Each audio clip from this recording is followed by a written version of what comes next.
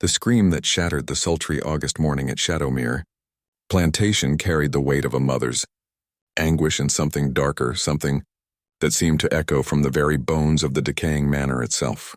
Master Aldrich Beauregard's boots thundered against the warped cypress floorboards as he rushed toward the nursery, his nightshirt clinging to his perspiring flesh in the oppressive Louisiana heat that had already settled over the bayou like a burial shroud.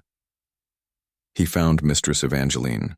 Beauregard collapsed beside the ornate mahogany crib, her silk nightgown spread around her like spilled cream, her auburn hair disheveled and damp with tears and sweat.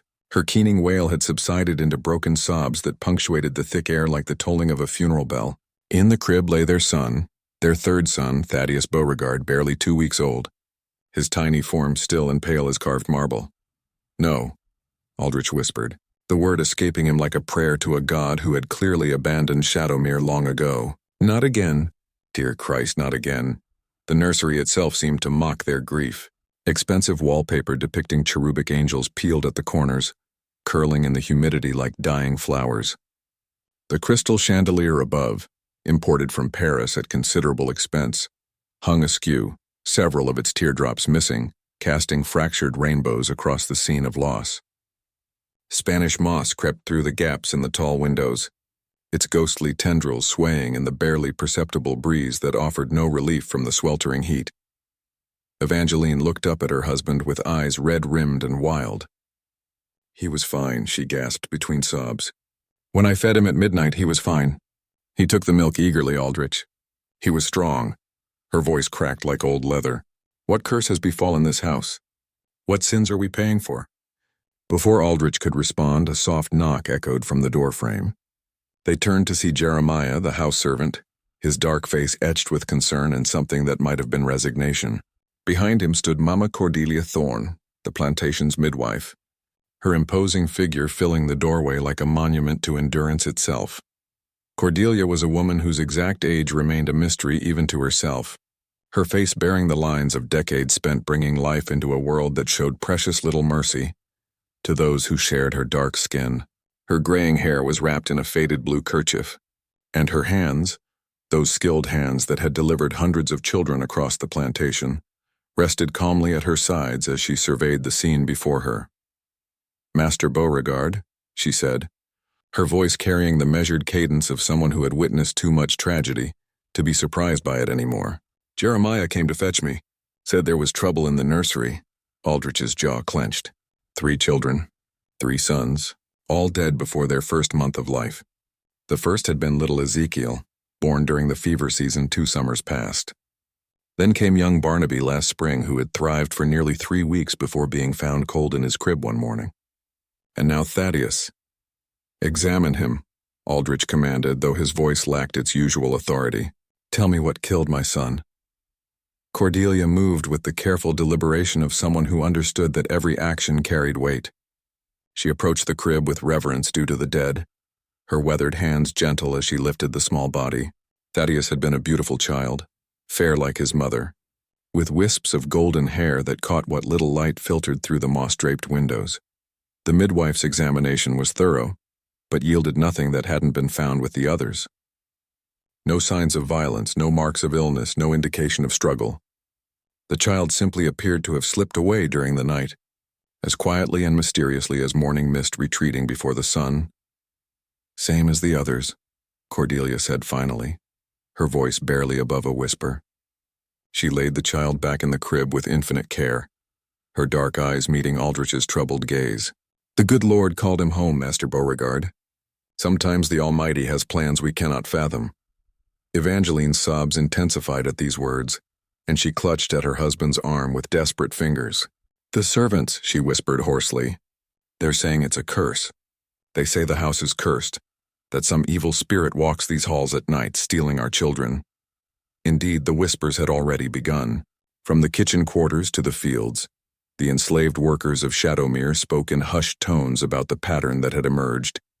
3 heirs, 3 deaths, each more mysterious than the last. Some spoke of restless spirits of slaves who had died on the plantation seeking revenge. Others whispered of conjure work, of hexes placed upon the Beauregard bloodline by those who had suffered under its dominion. Mama Cordelia said nothing to encourage or discourage these theories. She simply gathered her things, the small leather satchel that contained her herbs and instruments, and prepared to leave. But as she reached the doorway, she paused and looked back at the grieving couple. "Grief changes people," she said, her words carrying an odd weight in the stifling air. "Makes them see things that ain't there, or sometimes makes them blind to things that are. Best to keep your eyes open, Master Beauregard. The bayou holds many secrets." With that cryptic statement, she disappeared into the shadows of the hallway, leaving behind only the faint scent of herbs and something else, something that reminded Aldrich uncomfortably of the smell of freshly turned earth. As the morning wore on and word of the latest tragedy spread throughout the plantation, the whispers grew louder. In the slave quarters, old women shook their heads knowingly and spoke of justice delayed but never denied. In the big house, servants crossed themselves and avoided the nursery wing altogether. The pattern was becoming impossible to ignore. 3 sons, 3 deaths, each occurring in the deep of night when shadows held dominion over Shadowmere Plantation. And in the center of it all, calm and unreadable as the bayou itself, stood Mama Cordelia Thorne, the woman who had brought each child safely into the world, only to be summoned to examine their lifeless bodies mere weeks later. The Spanish moss swayed outside the nursery windows, and somewhere in the distance a mockingbird began its haunting song, mimicking the cries of creatures both living and dead. The 3rd cradle stood empty now, its mahogany surface gleaming dully in the filtered sunlight, waiting to be put away until the next child, if there would ever be a next child, came to claim it. But in the depths of Shadowmere Plantation, where secrets festered like wounds in the humid air, some knew that the empty cradle was not a symbol of hope deferred, but of justice finally, inexorably beginning to unfold.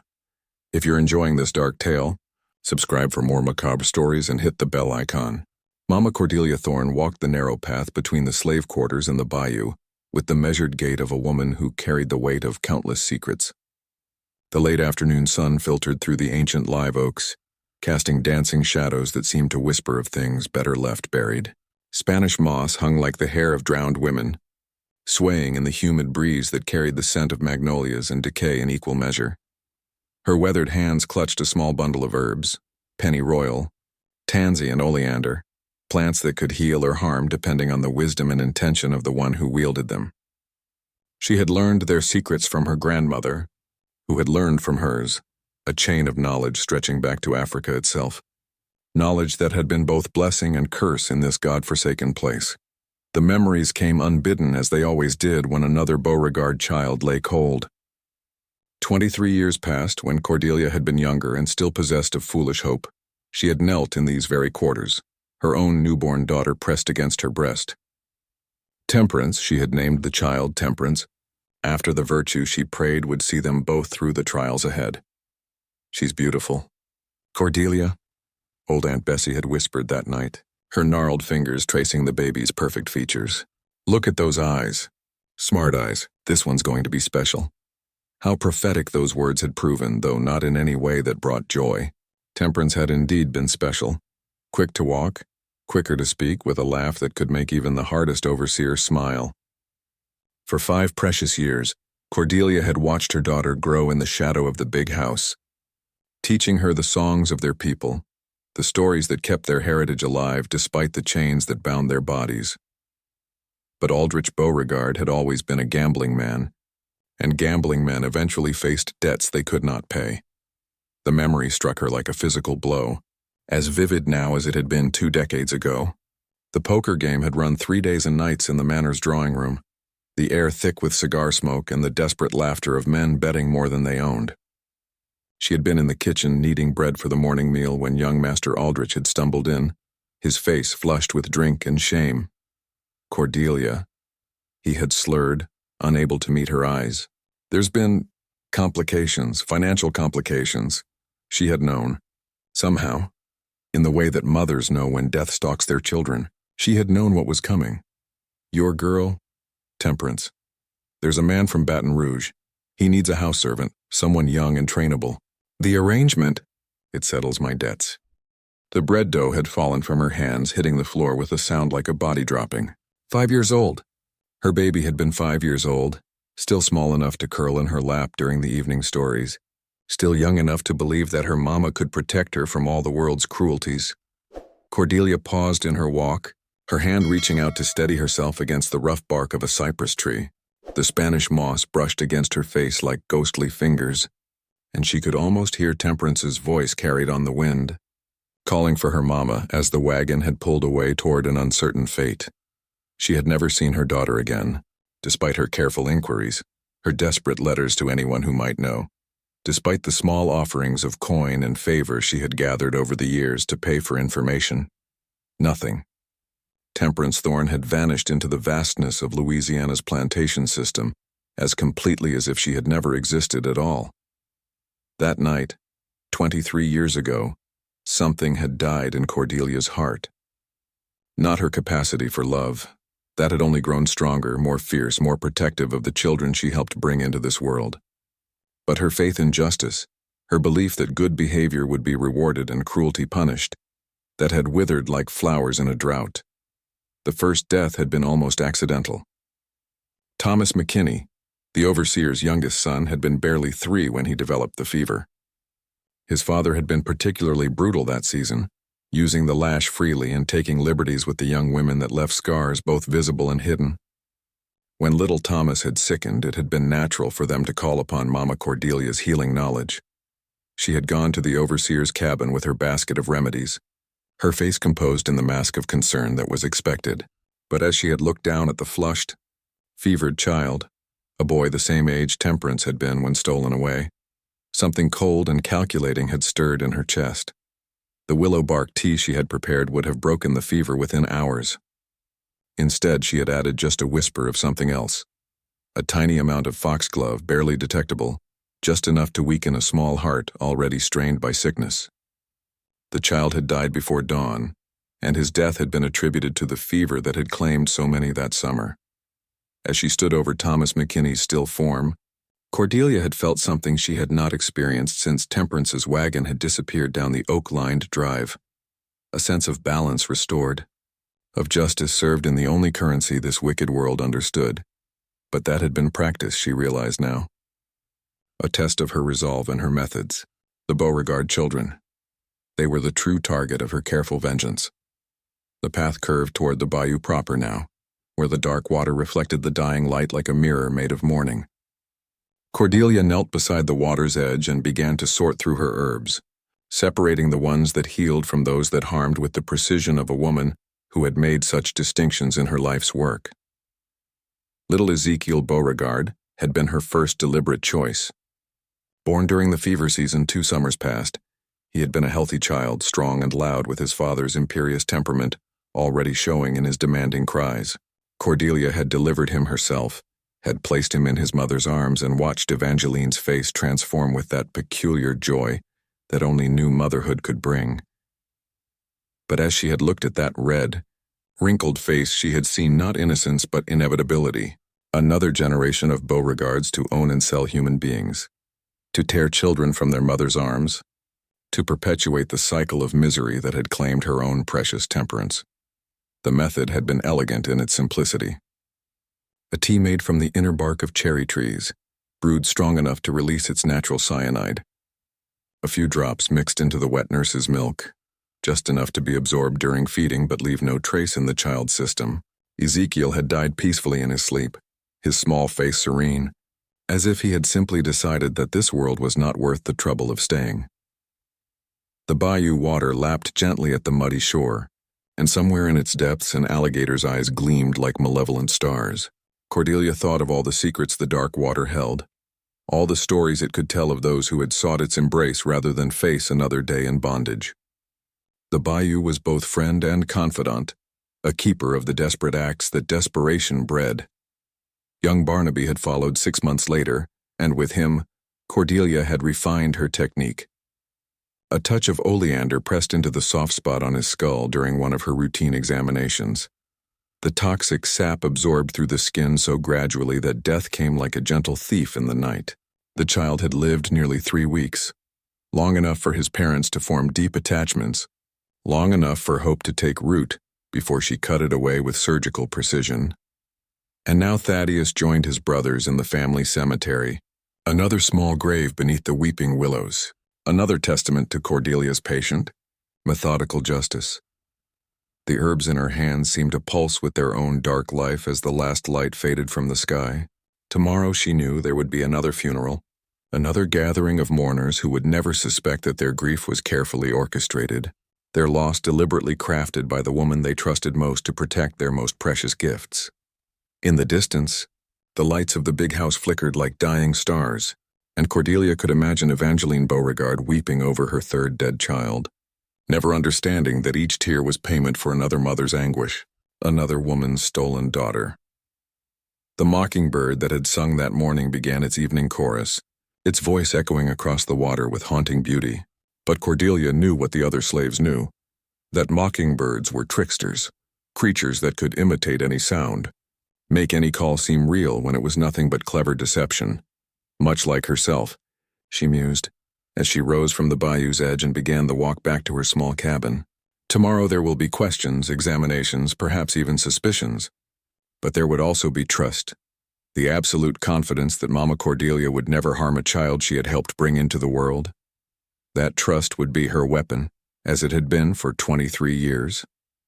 And somewhere in the Louisiana night, in some unknown grave or unmarked field, Temperance Thorne's spirit could rest a little easier, knowing that her mother's love had not died with hope, but had transformed into something far more dangerous, a mother's justice, patient and implacable as the bayou itself. The Spanish moss whispered its secrets to the wind, and Mama Cordelia Thorne walked on, carrying her herbs and her memories with equal care, a midwife who had learned to shepherd death with the same skill she had once used to nurture life. 6 months before Thaddeus Beauregard drew his last breath, the February cold had settled over Shadowmere Plantation like a mourning veil. The usually oppressive Louisiana humidity had given way to an uncharacteristic chill that made the Spanish moss hang lifeless and gray, and frost had touched the edges of the magnolia, leaves with fingers of silver death. It was in this season of dormancy that Constance Beauregard had been born, the first daughter, after 2 sons lost to mysterious circumstances. Evangeline had labored for 18 hours in the mahogany 4-poster bed that had belonged to 3 generations of Beauregard women, her cries echoing through the plantation house like the wails of the banshees her Irish grandmother had warned her about in childhood stories. Mama Cordelia had attended the birth with her usual competence, her weathered hand steady as she guided the child into the world, while the winter wind howled around the eaves like something hungry and impatient. When Constance finally emerged, pink and perfect with wisps of auburn hair like her mother's, even Cordelia had felt a moment's pause in her carefully constructed resolve. A daughter. After 23 years of helping to birth the sons who would grow up to own human beings, here was a female child who might, perhaps, be different. Daughters were not heirs in the same way. Daughters did not inherit the full weight of their father's sins. But as Cordelia had cleaned the blood and birth matter from the tiny body, as she had looked into those unfocused blue eyes that would soon learn to see the world through the lens of privilege built on others' suffering, she had reminded herself of a bitter truth. Constance Beauregard might not inherit the plantation, but she would inherit its values. She would grow up to be a mistress who ordered punishments for disobedient slaves, who sold children away from their mothers without a second thought, who perpetuated the system that had stolen temperance away into the darkness. The baby had been healthy, robust even, with strong lungs and an eager appetite. For 3 weeks she had thrived in the nursery that still bore the psychic scars of her dead brother's brief occupancy, the same nursery where peeling cherub wallpaper seemed to mock the innocence it was meant to celebrate, where shadows gathered in corners despite the abundance of oil lamps and candles meant to chase them. Away Evangeline had doted on her daughter, with the desperate intensity of a woman who had already lost too much. She insisted on nursing the child herself, rather than delegating the task to a wet nurse as was customary among plantation families. This maternal devotion had required Cordelia to be more creative in her methods. The opportunity had presented itself on a particularly bitter night in mid-February, when an ice storm had coated the plantation in a crystalline shell that made every surface treacherous and beautiful. The household had retired early, huddled around their fireplaces while the enslaved quarters made do with whatever meager warmth they could gather from their small hearths and shared body heat. Cordelia had waited until the deepest part of the night, when even the most vigilant mothers surrendered to exhaustion. She had made her way through the big house with the silent grace of someone who had spent decades moving through spaces where her presence was simultaneously essential and unwelcome. The floorboards that creaked for others remained silent under her careful footsteps, as if the house itself had learned to accommodate her midnight errands. In the kitchen, she had prepared her concoction with the precision of a pharmacist and the reverence of a priestess performing sacred ritual. Water hemlock, one of nature's most perfect killers, virtually undetectable once absorbed into the system, mimicking the symptoms of colic or sudden seizure that claimed so many infants in those days of uncertain medicine. The root, dried and powdered months earlier during the late summer harvest, dissolved completely in warm goat's milk, just enough to ensure the desired outcome, not so much as to leave suspicious residue or telltale bitter taste. The mixture looked and smelled identical to the wholesome supplement that Evangeline had taken to drink each evening to strengthen her milk for the baby's benefit. Cordelia had replaced the pitcher of goat's milk that sat cooling in the larder, her movements economical and unhurried. By morning, the tainted milk would be in Evangeline's system, concentrated and passed along during the dawn feeding that had become the young mother's cherished ritual. The plan had worked with horrible perfection. Little Constance had taken her morning meal eagerly, her tiny fists waving as she nursed, completely unaware that she was drinking her own death. The poison had worked slowly, gently, mimicking the gradual onset of infant illness that no physician of the era could adequately explain or treat. By afternoon, the baby had grown listless and pale. By evening, her breathing had become shallow and irregular. Evangeline had paced the nursery floor with growing desperation, calling for Cordelia to examine the child, to work whatever healing magic she possessed. Cordelia had come, of course. She had examined little Constance with the same gentle thoroughness she had shown to all the Beauregard children, her face arranged in an expression of professional concern that masked the cold satisfaction beneath. The child's pulse was already threading, her temperature dropping as her small body fought a battle it could never win. "What is it?" Evangeline had pleaded, her voice cracking with the strain of watching her daughter slip away. "What's wrong with her? She was fine this morning. She was perfect this morning." "Sometimes the Lord calls the youngest ones home," Cordelia had replied, her voice carrying just the right note of sorrowful resignation. "Their spirits are too pure for this world, too delicate for the trials ahead. Perhaps it's a mercy, Mistress Evangeline. Perhaps it's His way of sparing them from suffering." The words had been calculated to comfort while simultaneously planting seeds of acceptance, even gratitude. Better to lose a child to God's mysterious will than to watch her grow up only to face the hardships and disappointments that life inevitably brought. It was a cruel mercy, but mercy nonetheless. Constance had died just before midnight, as the ice storm reached its peak and the world outside had transformed into a crystalline wasteland that reflected and refracted the lamplight into 1,000 fractured stars.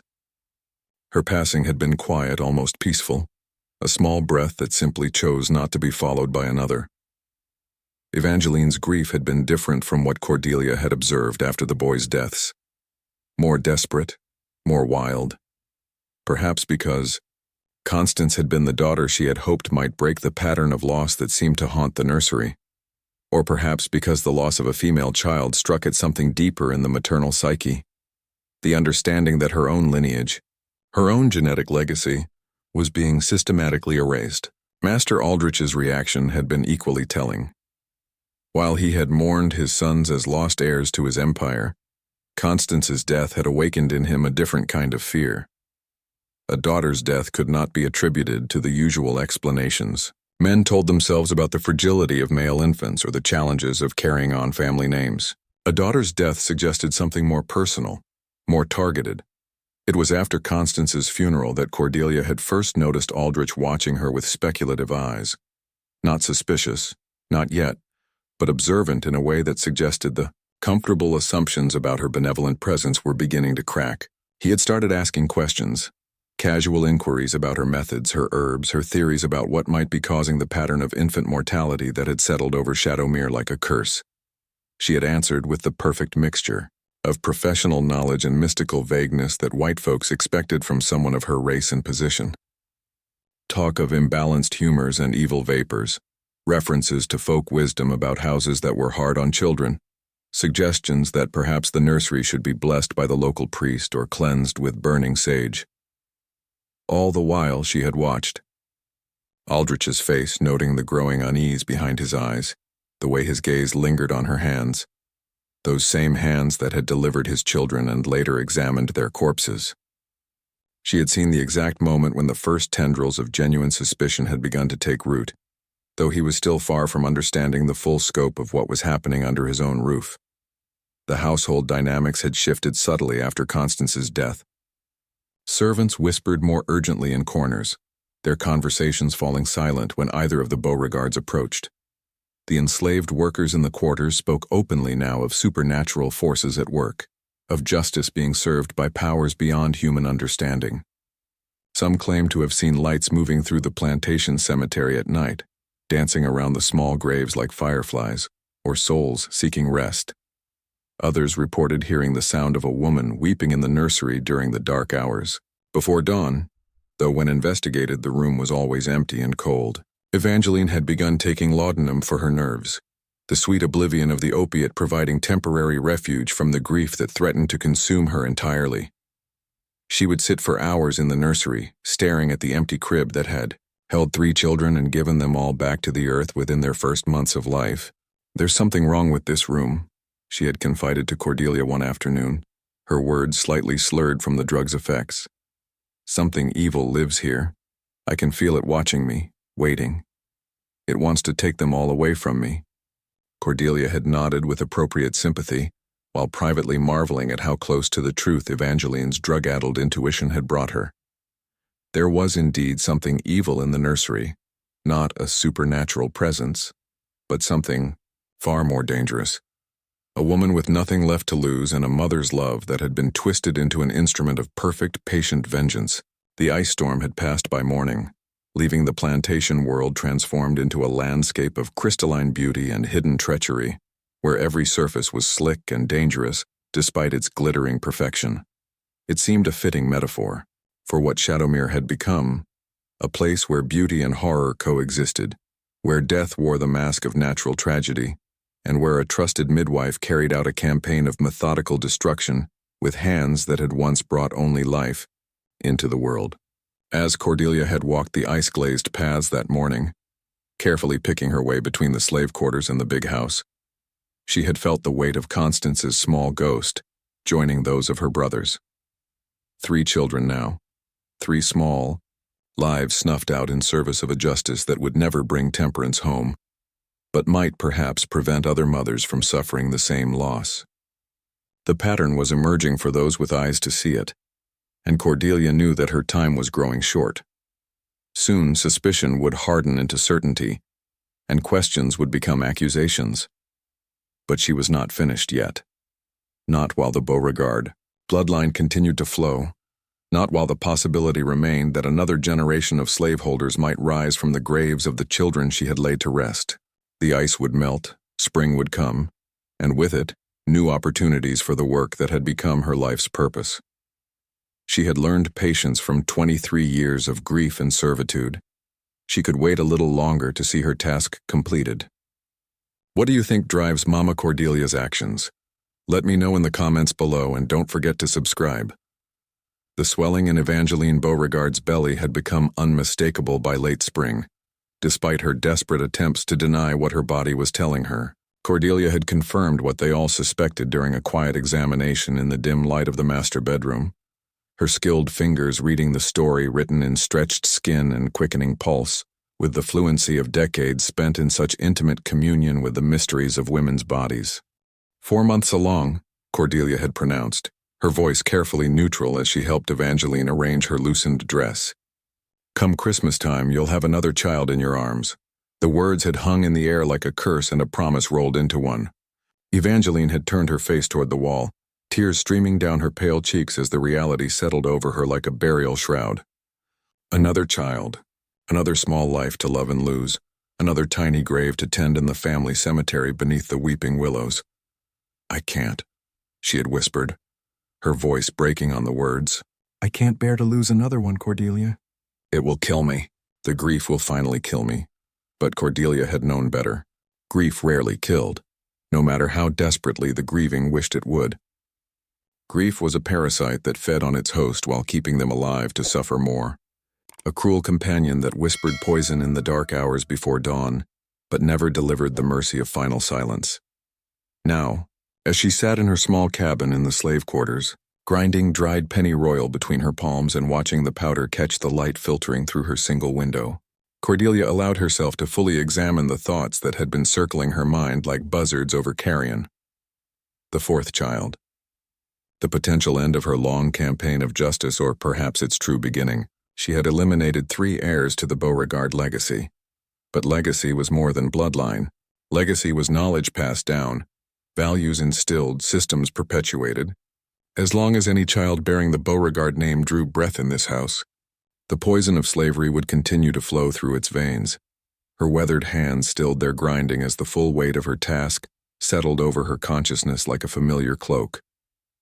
This was not merely about revenge anymore, if it ever had been. This was about ending something that should never have been allowed to begin, a bloodline built on the buying and selling of human souls, a family tree whose roots were watered with the tears of mothers like herself. She thought of temperance, as she did every day, but now the memory came with a strange sense of conversation, as if her lost daughter were sitting beside her in the gathering dusk.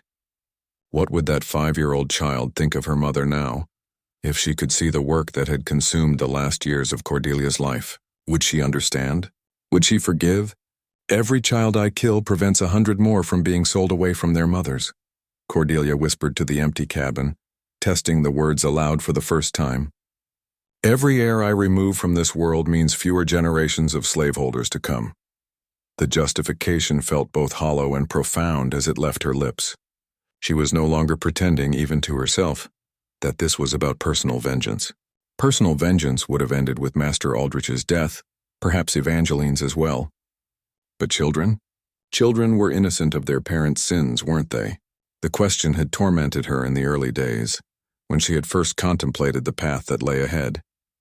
But time and observation had worn away such gentle concerns like river water wearing away stone.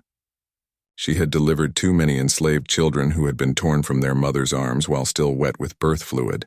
She had watched too many young girls barely past their own childhood, forced into pregnancy by men who saw them as breeding stock. She had witnessed too many boys grow into men who wielded whips with the same casual brutality their fathers had shown. Innocence, she had learned, was a luxury that only the privileged could afford to maintain. The Beauregard children might be born innocent, but they would not remain so. They would grow up in a house where human bondage was as natural as breathing, where the suffering of others was merely the price of their comfort. They would inherit not just wealth and property, but the moral blindness that allowed such wealth to exist.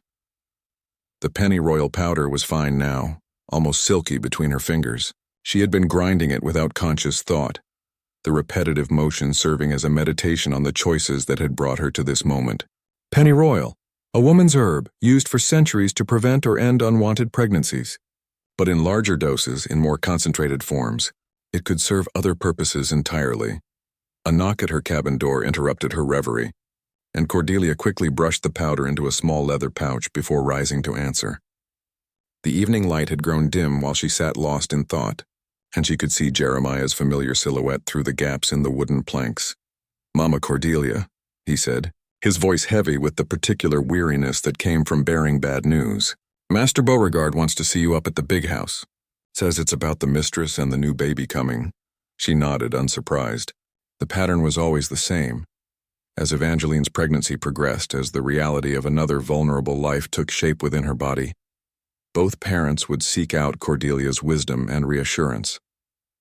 They would ask about signs and portents, about ways to protect this child where they had failed to protect the others.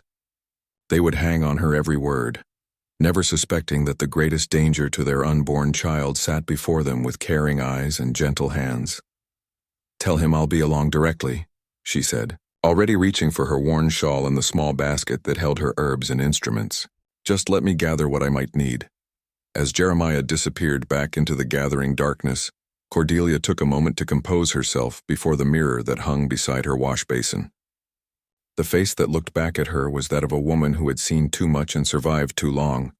Lines etched deep around dark eyes that held secrets like deep water, held drowned men, hair gone more gray than black despite her relatively few years. But it was the hands she studied most closely, turning them palm up in the lamplight to examine the calluses and scars that told the story of her life's work. These hands had delivered hundreds of children into the world, had guided new life through the dangerous passage from womb to world, with skill that bordered on the miraculous. They had also ended 4 young lives with the same gentle precision, had transformed from instruments of creation into tools of destruction without losing their capacity for tenderness. The walk to the big house took her along the familiar path, between the slave quarters and the main plantation buildings, past the kitchen garden where she grew many of her medicinal herbs under the guise of cooking seasonings. The night air was thick with the scent of jasmine and honeysuckle, sweet fragrances that failed to mask the underlying smell of decay that seemed to permeate every corner of Shadowmere. She found Master Aldrich in his study, a glass of whiskey at his elbow and a ledger book spread open before him on the mahogany desk that had belonged to his father and grandfather before him. The room was lined with leather-bound volumes that spoke of education and refinement, but Cordelia knew that most of those books contained not wisdom, but justifications. Philosophical and religious arguments for why some humans were meant to own others, economic treatises on the necessity of slave labor, legal precedents that reduced people to property. "Ah, Cordelia," Aldrich said without looking up from his figures. "Thank you for coming so promptly. I wanted to discuss Evangeline's condition and, perhaps more importantly, what we might do differently this time to ensure a better outcome." The euphemism hung in the air between them like smoke from a dying fire. A better outcome? As if the deaths of 3 children were merely disappointing business results rather than the systematic elimination of his bloodline by the woman he trusted most. "The mistress is carrying well," Cordelia said, settling into the chair across from his desk with the careful dignity that was expected of her. "No signs of distress, no unusual symptoms. The child seems strong." Aldrich finally raised his eyes to meet hers, and she saw something new there, not suspicion exactly, but a kind of desperate calculation that suggested he was beginning to piece together patterns that had previously escaped his notice. 3 children. "Cordelia," he said quietly. 3 healthy births, 3 unexplained deaths. You've delivered babies throughout this parish for more years than I can count. Have you ever seen such a pattern before? Such a systematic failure?" The question was carefully phrased, designed to sound like a request for professional consultation while actually probing for something deeper. Cordelia met his gaze steadily, allowing just a hint of the pain she had carried for 23 years to show in her expression. "Grief makes people see patterns where there might be none," she said, echoing her own words from months earlier. "Sometimes the Lord tests us in ways we cannot understand. Job lost all his children too, but his faith never wavered. It was a masterful deflection, invoking both religious authority and subtle criticism of Aldrich's spiritual state while appearing to offer comfort." She watched him process the words, saw the brief flicker of doubt cross his features as he wondered whether his growing suspicions were merely the product of a mind strained by repeated loss, but she also saw something else in his eyes, a kind of recognition that suggested he was beginning to understand. If not the full scope of her actions, then at least the possibility that they were actions rather than accidents. "Perhaps," he said slowly, "it would be wise to have Dr. Morrison attend this birth as well. A second opinion, additional medical knowledge. Surely 2 experienced minds are better than 1. The suggestion was another test, she realized. Dr. Morrison was the parish physician, a man trained in the latest medical theories and treatments from the universities back east. His presence would mean additional scrutiny, more questions, harder explanations for anything that went wrong. Of course, Cordelia agreed smoothly. Dr. Morrison is a learned man, though I hope he understands that birthing is women's work first and book learning comes second. The babies I've delivered have always done best when we follow the old ways alongside the new." As she spoke, her mind was already working through the implications of increased oversight. Morrison was no fool, and he would be looking for any sign of irregularity or suspicious circumstances. She would need to be more careful, more subtle in her methods, but she had not survived 23 years in bondage without learning how to adapt to changing circumstances. The meeting continued for another quarter hour, with Aldrich asking increasingly pointed questions about her methods, her herbs, her theories about what might have caused the previous deaths. Cordelia answered each query with the perfect blend of professional knowledge and folk wisdom, never quite revealing the full extent of her capabilities, while reassuring him of her dedication to preserving the life growing within his wife's body. But as she walked back to her cabin through the velvet darkness of the Louisiana night, she carried with her the certain knowledge that her time was growing short. Suspicion had taken root in Aldrich's mind like a poisonous seed, and it would only grow stronger as Evangeline's pregnancy progressed. Soon she would need to make her final choice, complete her work and accept the consequences, or abandon her mission and allow another generation of Beauregards to perpetuate the cycle of human bondage that had already claimed her own precious child. The decision, she realized, had already been made years ago, at the moment she had watched Temperance's wagon disappear down the oak-lined drive.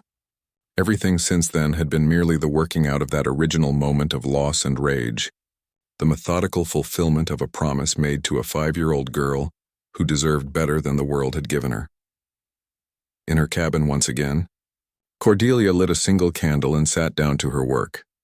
The pennyroyal needed to be prepared properly, combined with other herbs in proportions that would ensure the desired effect while maintaining the appearance of natural causes. It was delicate work, requiring precise measurements and perfect timing. As she worked, she found herself humming an old spiritual that her grandmother had taught her, a song about justice delayed but never denied, about rivers that eventually reached the sea no matter how many obstacles stood in their path. The melody seemed to weave itself through her preparations, sanctifying the deadly mixture with the accumulated prayers of generations who had waited for freedom, for justice, for the simple dignity of being seen as human rather than property. The 4th child would be different from the others, she knew. This time, she would not have the luxury of patience of waiting for the perfect moment when suspicion was at its lowest. This time she would need to act quickly and decisively, before Dr. Morrison's watchful eyes and Aldrich's growing paranoia could interfere with the completion of her life's work. But she was ready. 23 years of grief and rage had prepared her for this moment, had honed her skills and hardened her resolve until she had become something that even she did not fully recognize. A force of nature disguised as a trusted servant, an angel of death wearing the mask of a healing woman. The candle flame danced in the darkness, casting shifting shadows on the walls of her small cabin, and in those shadows, Cordelia could almost see the faces of all the children she had helped bring into the world, all the mothers she had comforted in their hour of greatest need. Among them, clearer than the rest, was the face of Temperance, not as the 5-year-old who had been stolen away, but as the woman she might have become, proud and free and unashamed of her mother's terrible love. Soon, "Baby girl," Cordelia whispered to that imagined face, "soon this will all be finished, and your mama can rest." The herbs were ready now, carefully measured and mixed, stored in small vials that looked identical to the dozens of other preparations that filled her healing bag. Tomorrow she would begin the final phase of her campaign, the culmination of years of patient planning and methodical revenge. But tonight, she sat in the candlelight and remembered what it felt like to hold her own child in her arms, to feel that perfect weight of new life and infinite possibility. The memory was both a blessing and a curse, a source of strength and an endless well of pain. It was also the reason why, come Christmas, there would be one more small grave in the Beauregard family cemetery, and the bloodline that had torn her, world apart, would finally come to its inevitable, and at the storm that descended upon Shadowmere Plantation on the night of December 23rd, came with the fury of something that had been too long restrained. Lightning split the sky like the whip of an angry god, and thunder rolled across the bayou with such violence that it seemed the very foundations of the earth were being torn asunder. The wind howled through the Spanish moss with voices that sounded almost human, almost female, as if the accumulated grief of every mother who had ever lost a child to this place was finally being given voice. Evangeline Beauregard's labor began with the first crash of thunder, her waters breaking in a rush that soaked through the fine linen sheets and pooled on the cypress floorboards of the master bedroom. She had been pacing the floor in her nightgown, unable to find rest as the barometric pressure dropped and the storm built to its climactic release, when the first contraction seized her body like a giant fist. "Cordelia!" she screamed into the chaos of wind and rain. "Get Cordelia. The baby is coming." Jeremiah fought his way through the storm to the slave quarters, his lantern extinguished within moments of leaving the shelter of the big house, forcing him to navigate by memory and the intermittent flashes of lightning that turned the familiar landscape into a nightmarish tableau of twisted shadows and silver-bright terror. He found Cordelia, already dressed and prepared, her birthing bag in hand as if she had been expecting his arrival. Perhaps she had been. She seemed to possess an uncanny ability to sense when her services would be needed, appearing at bedsides before she was summoned, arriving at moments of crisis with the punctuality of fate itself. "The storm chose its time well," she said as they struggled back toward the house, her voice barely audible above the wind. "Babies often come with the weather. Something about the pressure, the electricity in the air, makes women's bodies restless, eager to be done with their burden." They found the household in controlled chaos. Master Aldrich paced the hallway outside the bedroom like a caged animal, his face pale with anxiety and something else, a kind of grim resignation that suggested he had already begun to mourn whatever was about to be born into his cursed family. Dr. Morrison had been summoned but had sent word that the storm would prevent his arrival until morning at the earliest, leaving Cordelia as the sole medical authority in the house. The irony was not lost on her. All of Aldrich's precautions, all his careful plans to provide additional oversight during this crucial birth, had been swept away by forces beyond his control. Once again she would be alone with a laboring Beauregard woman, alone with the opportunity to shape the outcome according to her own design. Evangeline's labor progressed with frightening intensity, as if the storm outside was driving the child from her womb with supernatural urgency. Between contractions, she gripped Cordelia's hands with desperate strength, her eyes wild with pain and a terror that seemed to go beyond the physical ordeal she was enduring. "There's something wrong," she gasped, as another wave of pain crashed over her. "Something evil in this room. I can feel it watching us, waiting. It wants to take this one too, doesn't it? It wants to take them all." Cordelia bathed her fevered forehead with cool water, her touch gentle and reassuring despite the darkness in her heart. "Hush now," she murmured. "You're just frightened by the storm. Birthing makes women fearful sometimes and makes them imagine things that aren't there." But even as she spoke the soothing words, Cordelia knew that Evangeline's instincts were frighteningly accurate. There was indeed something evil in the room, not a supernatural presence, but something far more dangerous. A woman who had learned to weaponize love itself, who had transformed maternal devotion into an instrument of systematic revenge. The labor continued through the deep hours of the night, with the storm providing a dramatic soundtrack of wind and thunder that seemed to echo Evangeline's cries. By 3 a.m, the contractions were coming hard and fast, and Cordelia could see the child's head beginning to crown. "One more push," she encouraged, her hands positioned to receive the new life that was fighting its way into the world. "One more good push and you'll have your baby in your arms." The final contraction seemed to last forever, Evangeline's scream mingling with a particularly violent crash of thunder. And then suddenly the child was sliding into Cordelia's waiting hands, a boy, healthy and strong, with the fair hair and patrician features that marked him unmistakably as a Beauregard. For a moment, as she held the slippery, blood-covered infant, Cordelia felt the familiar stirring of wonder that had accompanied every birth she had attended over the past 3 decades. Life was indeed miraculous, regardless of the circumstances of its arrival or the darkness that might await it.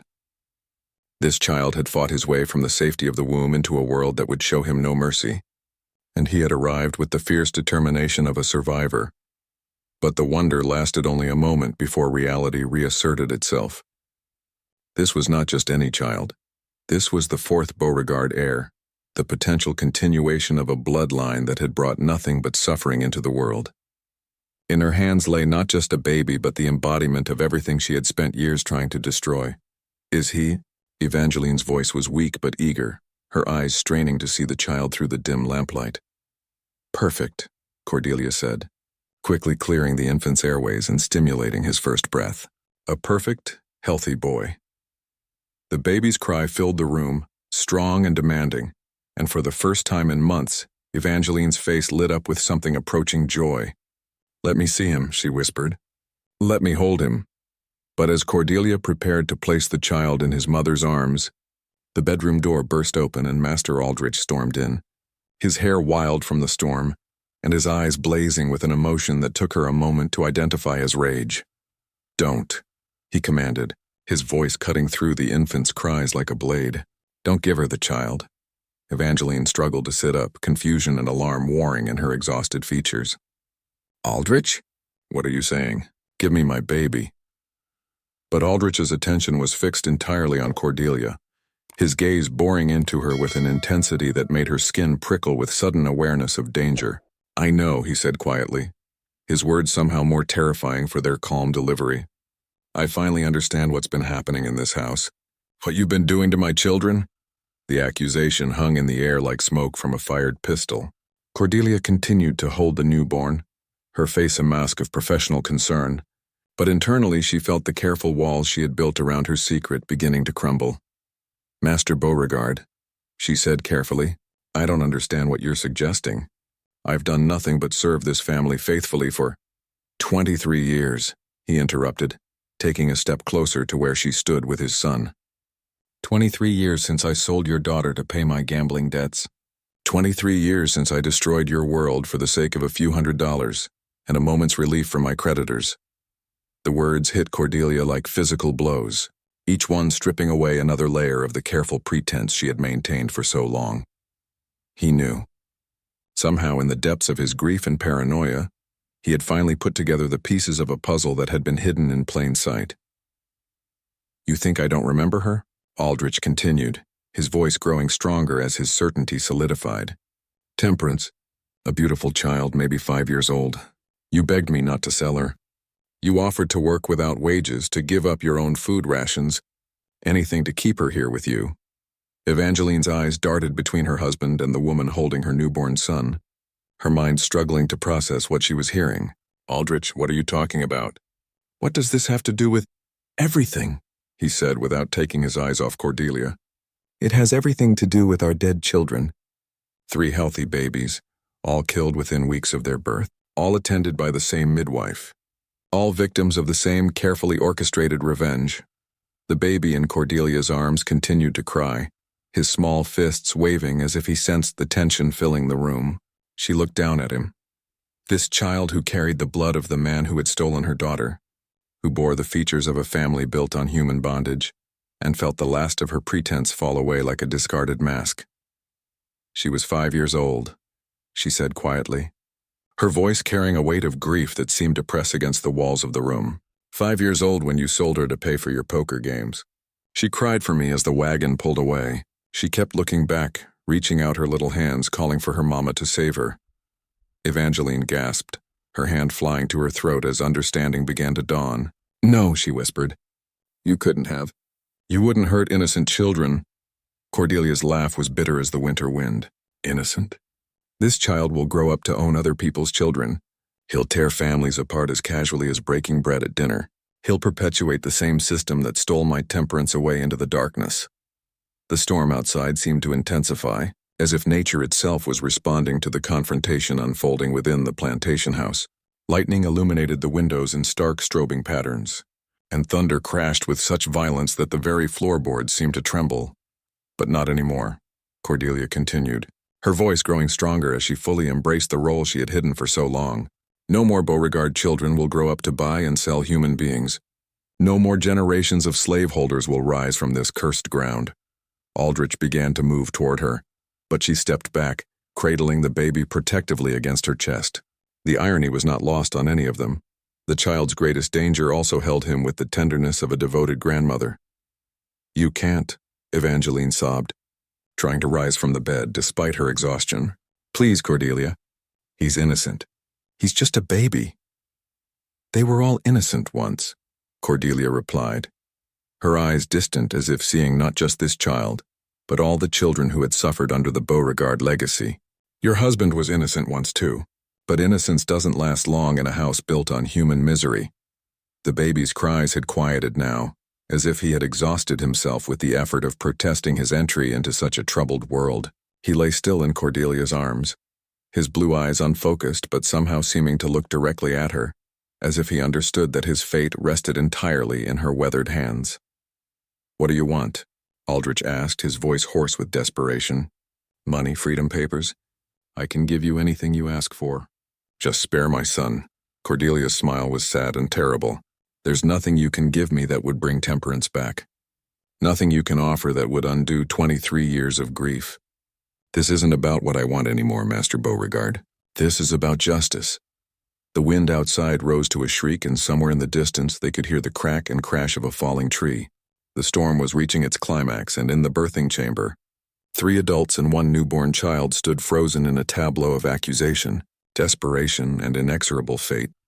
Lightning flashed again, illuminating Cordelia's face in stark relief. And for a moment she looked less like a woman than like some ancient force of nature, implacable, terrible, and absolutely certain of her purpose. The tension is building. Make sure you're subscribed so you never miss these spine-chilling stories. The storm passed as suddenly as it had arrived, leaving behind a world transformed by violence and cleansed by rain. The first pale light of Christmas Eve dawn filtered through the tall windows of the master bedroom, revealing a scene that would be seared into the memories of those who witnessed it, for whatever days remained to them. Master Aldrich Beauregard stood frozen in the center of the room, his face a mask of horror and helpless rage as he stared at the woman who had systematically destroyed everything he held dear. Evangeline had collapsed back onto her pillows, her strength spent, blood still seeping from the trauma of birth into sheets that would never again know the innocence of clean linen. And Mama Cordelia Thorne sat in the rocking chair beside the bed, the newborn boy, Barnaby they had planned to call him, cradled against her chest with the tenderness of a devoted grandmother. The child slept peacefully now, his small fist curled around her finger, completely unaware that his life hung in the balance of a reckoning 23 years in the making. "You won't leave this room alive if you harm him," Aldrich said, his voice steady despite the tremor in his hands. "I'll kill you myself. I'll strangle you with my bare hands." Cordelia looked up at him with eyes that held no fear, only a profound weariness that seemed to age her beyond her years. "You think death frightens me?" she asked softly. "Master Beauregard, I died the day that wagon took my temperance away. Everything since then has been borrowed time. Time spent waiting for this moment." She rose from the chair with fluid grace, the baby still secure in her arms, and moved toward the windows where the morning light painted everything in shades of gold and amber. Outside, the storm's violence had stripped leaves from the ancient oaks and scattered Spanish moss across the grounds, like the hair of mourning women. But the bayou endured as it always did, dark water reflecting the sky's promise of a new day. "Do you want to know how they died?" Cordelia asked, her back still turned to the devastated parents. "Your precious heirs? Do you want to understand the poetry of their passing?" "No," Evangeline whispered, but her husband's voice cut through her protest like a blade. "Tell me," Aldrich demanded. "I want to know exactly what you did to my children." Cordelia began to rock the baby gently, her voice taking on the cadence of a storyteller sharing ancient wisdom. Little Ezekiel went first. Cherry bark tea sweet as his mother's milk. He simply stopped breathing in his sleep. Peaceful as a prayer, her words fell into the silence like stones dropped into still water, each one sending ripples of horror through the room. Constance was more challenging. She continued, "Daughters are trickier than sons. People notice when daughters die young, worry about curses on the family line. But winter made it easy. Water hemlock in the goat's milk you drank each evening, Mistress Evangeline, concentrated through your body, passed along in your own milk." She never felt any pain. Evangeline's sobs filled the room, but Cordelia's voice remained steady, almost hypnotic in its calm recitation of methodical murder. And Thaddeus, poor little Thaddeus, he was the strongest of them all, fought harder to stay in this world than his siblings. Oleander sap, absorbed through the soft spot on his skull during one of my examinations, took nearly a week to work its way through his system. But in the end he joined his brothers in that cemetery beneath the willows. "Monster," Aldrich breathed. But there was something approaching admiration in his voice, a recognition of the careful planning and patient execution that had brought his family to its knees. "No," Cordelia said, finally turning to face them both, her dark eyes blazing with righteous fire. "The monster is the system that steals children from their mothers. The monster is a society that treats human beings like livestock. The monster is you, Master Beauregard, and your father before you, and his father before him, Generations of monsters who built their wealth on the broken backs and shattered hearts of people like me. She moved closer to the bed, and Evangeline shrank back as if Cordelia carried some contagion more deadly than yellow fever or cholera. "But I want you both to understand something," Cordelia continued, her voice dropping to barely above a whisper. "Every child I killed was a mercy. Every small grave I helped fill was a prevention. Because this child—" She lifted the baby slightly and he stirred in her arms, making small sounds of contentment. "This child would have grown up to do exactly what his father did. He would have owned people, sold people, destroyed families without a second thought. He would have been another link in a chain that stretches back to hell itself. He could have been different," Evangeline pleaded, reaching out toward her son with desperate hands. "Children can choose their own path. He could have been better than his father." Cordelia's laugh was bitter as burnt coffee. "Could he? In this house? Raised by parents who see human bondage as natural as sunrise? Surrounded by wealth built on human misery?" She shook her head slowly. "No, Mistress Evangeline. Some sins are inherited with the blood. Some curses pass from father to son like family heirlooms." The baby began to fuss, perhaps sensing the tension that filled the room like smoke from a house fire. Cordelia bounced him gently, her touch instinctively soothing despite the darkness of her intentions. "But there's something else you need to know," she said, her voice taking on a strange, almost dreamy quality, "something that will make this easier for all of us." She reached into the deep pocket of her dress and withdrew a small glass vial, its contents dark as Mississippi mud. "Oleander tea," she said simply. "Prepared this morning while the storm still raged. Enough to ensure that I won't live to see another sunset." Aldrich lunged toward her, but stopped as she raised the vial to her lips. "Don't," he commanded, his voice cracking with something that might have been desperation. "Don't you dare take the coward's way out. You'll face justice for what you've done. You'll hang for murdering my children." "Justice?" Cordelia tilted her head as if considering the word. "Master Beauregard, I am justice. I am 23 years of accumulated grief given form and purpose. I am every mother who ever lost a child to your family's greed. Every woman who ever watched her baby sold away like a piece of furniture."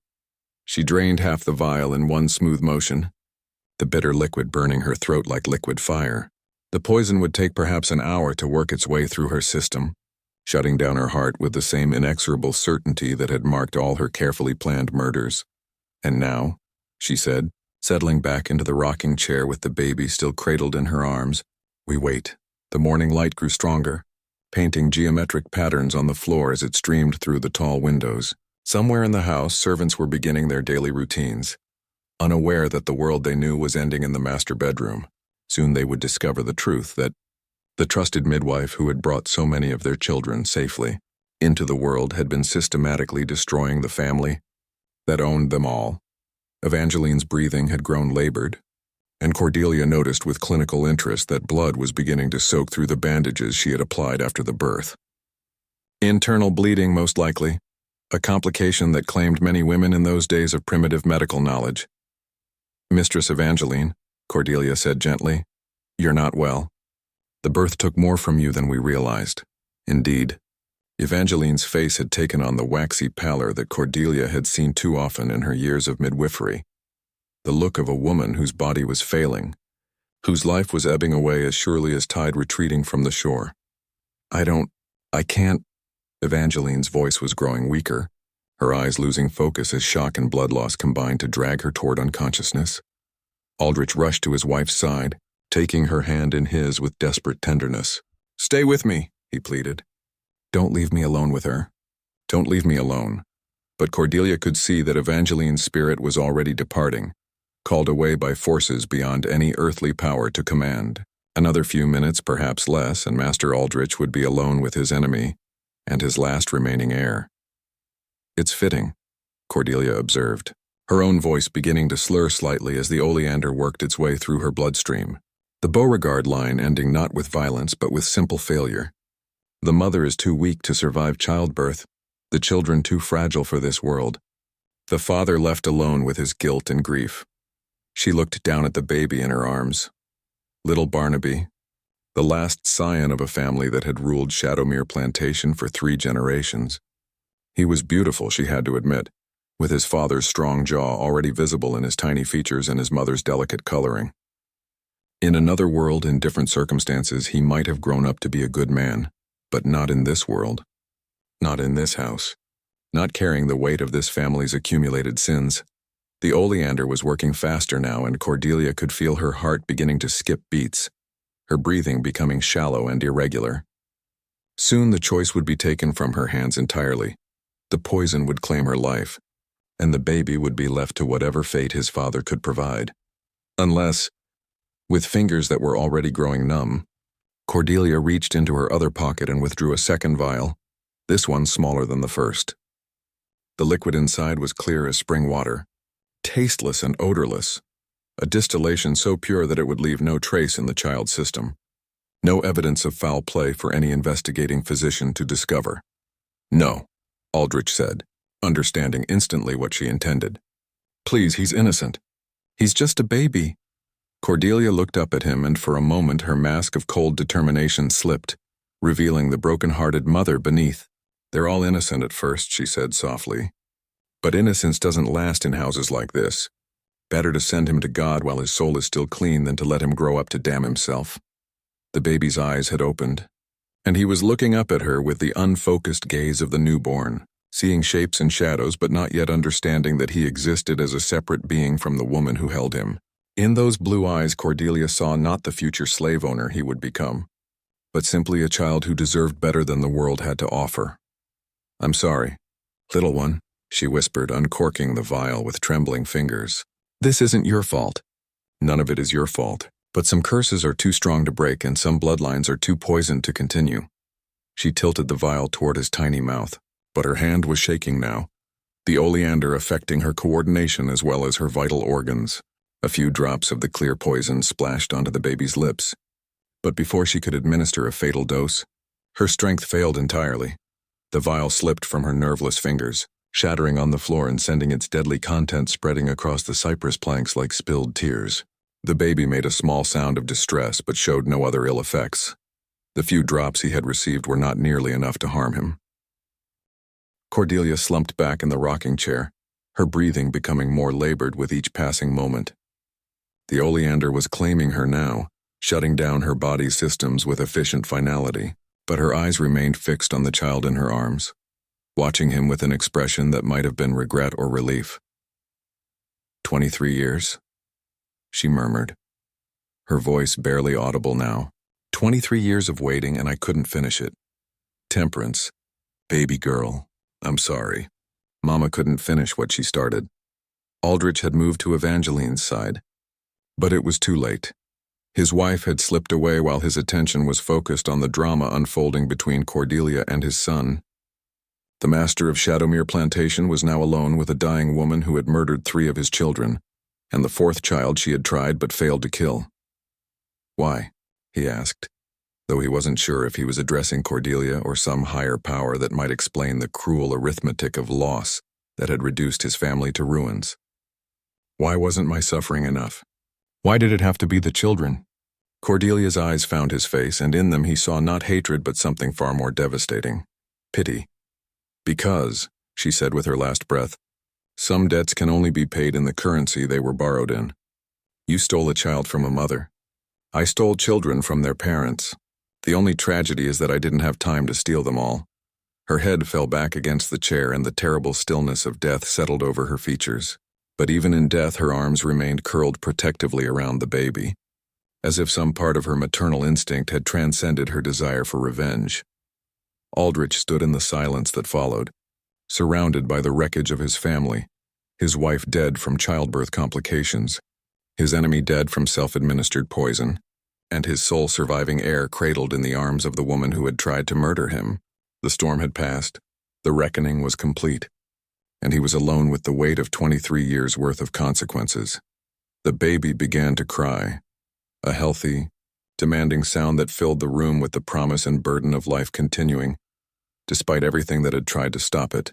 Gently, carefully, Aldrich lifted his son from Cordelia's dead arms, cradling the child against his chest and feeling the warm weight of him like an anchor in the chaos of grief and guilt. Outside, the servants were beginning to stir, and soon they would discover the carnage in the master bedroom, There would be questions, investigations, perhaps even legal proceedings. But Aldrich knew that no earthly justice could address what had transpired in this house. Some accounts could only be settled between individuals and their God. He looked down at his son, little Barnaby, the last Beauregard, the final chapter in a story that had been written in blood and tears across 3 generations. The child would grow up knowing the truth about his family's legacy, about the price that had been paid for their prosperity. Perhaps that knowledge would make him different. Perhaps it would make him better. Or perhaps Cordelia had been right and some curses were too strong to break. Some bloodlines too poisoned to redeem. Only time would tell. But as Christmas Eve dawn broke fully over Shadowmere Plantation, as the bayou reflected the sky's promise of new beginnings, Master Aldrich Beauregard held his son close and whispered a prayer, not for forgiveness, which seemed too much to ask, but for the wisdom to ensure that the cycles of pain and retribution that had claimed so many lives might finally come to an end.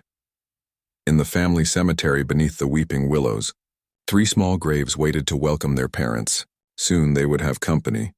A mother who had died in childbirth and a midwife who had died by her own hand, united in death by the shared experience of maternal love twisted into something unrecognizable by grief and injustice.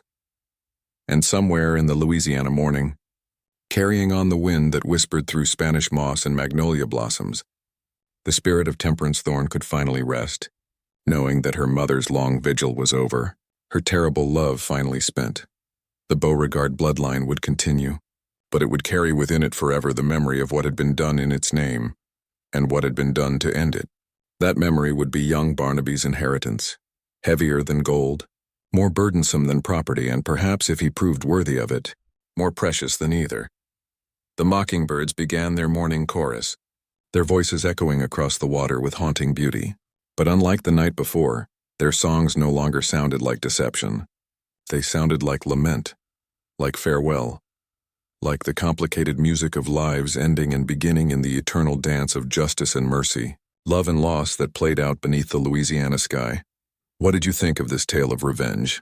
Subscribe for more macabre horror stories and tell me in the comments which historical horror story I should cover next.